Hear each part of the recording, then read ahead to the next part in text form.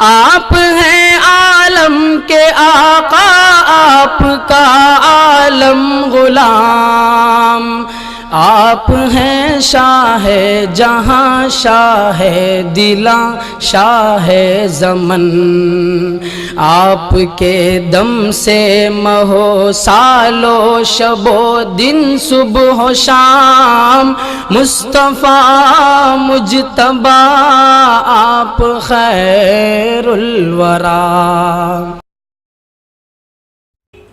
ناظرین السلام علیکم ورحمۃ اللہ وبرکاتہ۔ میں ہوں آپ کا میزبان انصار عزیز ندوی، اور آپ اس وقت سیدھی بات کا خصوصی پروگرام ذکر میرے حبیب کا صلی اللہ علیہ وسلم دیکھ رہے ہیں۔ ناظرین، ذکر میرے حبیب کا کی یہ تیسری قسط ہے۔ گزشتہ پروگرام میں آپ نے دیکھا اور سنا تھا کہ کیسے اقوام کی حالت بد سے بدتر ہو گئی تھی۔ روم و ایران کے دیگرگوں حالات کی مختصر تصویر کشی میں نے کی تھی، اور عیسائی مذہب کے عقیدے کی بگاڑ پر ہم نے روشنی ڈالنے کی کوشش کی تھی۔ جس نے اسے ملاحظہ نہیں فرمایا ہے وہ ضرور ہمارے یوٹیوب کے سیدھی بات ٹی وی چینل میں اس کو دیکھ سکتے ہیں اور ہمیشہ دیکھ سکتے ہیں۔ بہرکیف ناظرین، چلیے آگے بڑھتے ہیں۔ عیسائیوں کے اخلاقی بگاڑ کے سلسلے میں کیا کہا جائے؟ تفصیلات بڑی تکلیف دہ ہیں۔ 6 صدی عیسوی کے عالمی نقشے پر جب نظر دوڑاتے ہیں تو ہمیں نظر آتا ہے کہ 2 سپر پاور طاقتیں دنیا پر اپنا سکہ جمائے ہوئے ہیں۔ ایک طرف رومی سلطنت تھی جسے بازنطینی سلطنت بھی کہا جاتا ہے۔ اس کے زیر نگی جو ممالک تھے اس میں یونان، بلقان، ایشیا کوچک، سیریا یعنی شام، فلسطین، پورا بحر روم کا علاقہ اور کل شمالی افریقہ شامل نظر آتے ہیں۔ اس سلطنت کی راجدھانی یا پائے تخت قسطنطنیہ تھی۔ اس سلطنت کا آغاز 395 عیسوی میں ہوا اور اختتام عثمانی ترکوں کے ہاتھوں 1453 عیسوی میں۔ قسطنطنیہ پر قبضے کے ساتھ ہی ہو گیا۔ ان ممالک کے اخلاقی بگاڑ کا ایسا حال تھا کہ عام عوام پر ٹیکسوں کا اتنا بار لاد دیا جاتا تھا کہ اہل ملک اپنی وطن چھوڑنے پر مجبور ہو جاتے تھے۔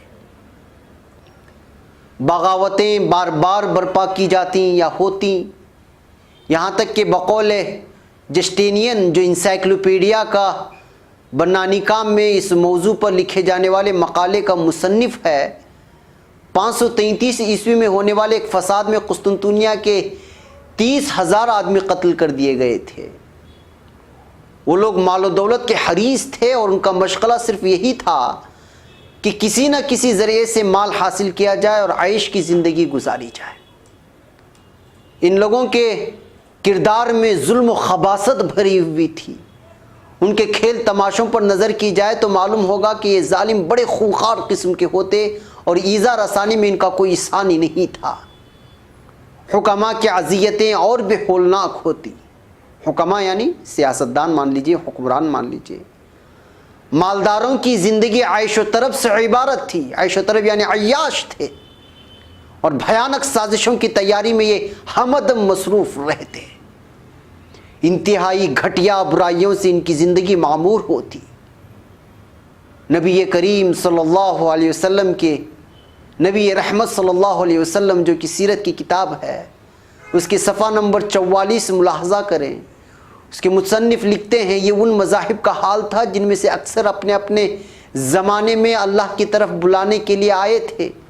جہاں تک ان متمدن ممالک کا تعلق ہے، جہاں عظیم الشان حکومتیں قائم تھیں، علوم و فنون عروج پر تھے اور تہذیب و تمدن، صنعت و حرفت اور علوم و فنون کا گہوارہ بنے ہوئے تھے، وہاں یہ حال تھا کہ مذاہب کی شکل بالکل مسخ ہو چکی تھی اور انہوں نے اپنے اصل حقیقت اور قدر و قیمت کو کھو دیا تھا۔ نبی رحمت سیرت کی کتاب اور صفحہ نمبر 44۔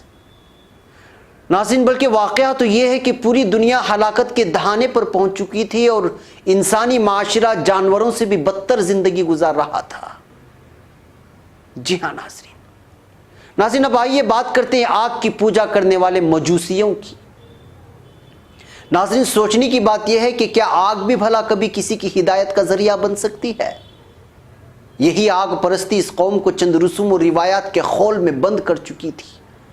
عیاشی نے ان کے دل و دماغ کی ساری صلاحیتوں کو بے جان کر کے رکھ دیا تھا۔ اس کا نتیجہ یہ نکلا کہ ایوان سلطنت کی بنیادیں متزلزل ہو چکی تھی۔ پروفیسر محمد اقبال میڈیکل کالج لاہور ایران بعہد ساسانیان نامی اپنے ترجمے اپنی کتاب میں لکھتے ہیں، جس کا انہوں نے ترجمہ کیا ہے، کہ ایران بعہد ساسانیان کے مصنف آرتھر کرسٹین نے اس زمانے کے مذہبی فرائض اور ذمہ داریوں پر روشنی ڈالتے ہوئے لکھتا ہے، سرکاری ملازمین کے لیے لازمی تھا کہ وہ دن میں 4 بار سورج کی پوجا کریں۔ چاند، آگ اور پانی کی پوجا اس کے علاوہ اور بھی تھی، یعنی آگ کو چھوڑ کر کے وہ لوگ چاند کی بھی پوجا کرتے تھے اور پانی کی بھی۔ سونے، جاگنے، نہانے، پہننے، کھانے پینے، چھینکنے، حجامت بنوانے اور ناخن ترشوانے، قضائے حاجت اور شمع جلانے، ہر کام کے لیے دعائیں ہوا کرتی تھی اور ان کا اہتمام کرنا ان پر لازم ہوا کرتا تھا۔ ان کو اس کا بھی حکم تھا کہ آگ کسی وقت بجھنے نہ پائے اور آگ اور پانی ایک دوسرے سے کبھی نہ ملیں۔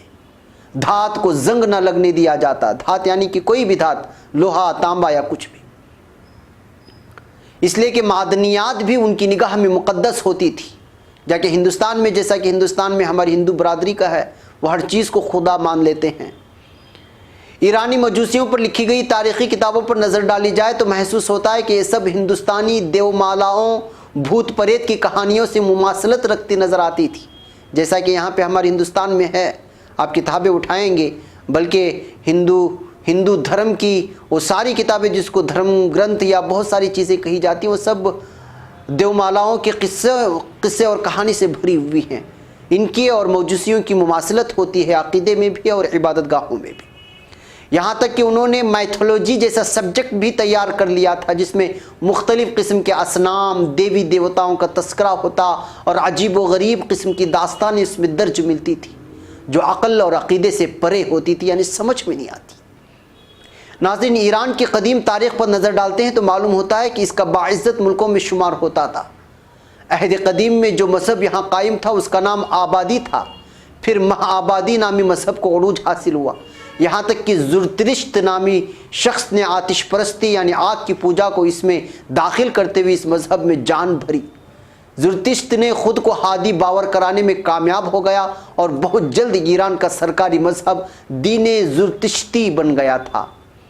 پھر دھیرے دھیرے ان کے اندر اتنی خرابیاں پیدا ہوئی کہ توبہ بھلی، یعنی زرتش کو خدائی صفات سے متصف کر کے اس کی پوجا شروع کر دی گئی۔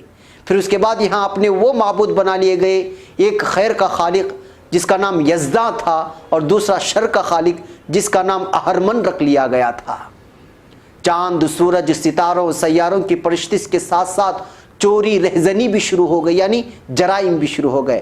زنا کا رواج اس درجے بڑھا کہ مزدق نامی ناہنجار نے عام دربار میں ایک لڑکی کو بے عصمت کرنے کی فرمائش کر دی، یعنی بے عزت کرنے کی فرمائش کر دی، جس کو بانوے سلطنت سمجھا جاتا تھا، یعنی بانو یہ سلطنت سمجھا جاتا تھا۔ ناظرین بس اتنا سمجھیں کہ ایران کی قوم جو تہذیب یافتہ سمجھی جاتی تھی، دراصل ان کی تہذیب گراوٹ کی انتہا کو پہنچ چکی تھی اور پھر تہذیب یافتہ کہلاتی تھی، یعنی وہ چوپایوں سے بھی زیادہ درندگی کی حدوں کو پار کر گئی تھی۔ تمام انسانی خوبیاں مفقود ہو چکی تھی جو کسی زمانے میں تہذیب و تمدن کا منبع و مرکز سمجھی جاتی تھی، یعنی ان کے تہذیب و تمدن کی انتہا یہ تھی کہ ان کے اندر برائیاں پائی جاتی تھی، اس کے باوجود وہ تہذیب و تمدن جیسے شہر اور املاک اور ممالک مانے جاتے تھے۔ جی ہاں ناظرین اس ہفتے میں آپ کو یہی چھوڑ جاتا ہوں، انشاءاللہ اگلے ہفتے ہم جانیں گے کہ اس وقت یہودی ملعونوں کا کیا حال تھا۔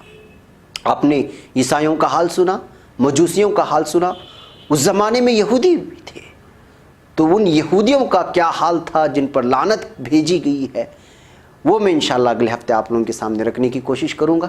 مجھے تب تک کے لیے اجازت دیں۔ السلام علیکم ورحمۃ اللہ وبرکاتہ۔ آپ ہیں عالم کے آقا، آپ کا عالم غلام، آپ ہیں شاہ جہاں شاہ دلاں شاہ زمن، آپ کے دم سے مہو سالو شب و دن صبح و شام، مصطفیٰ مجتبیٰ آپ خیر الورا۔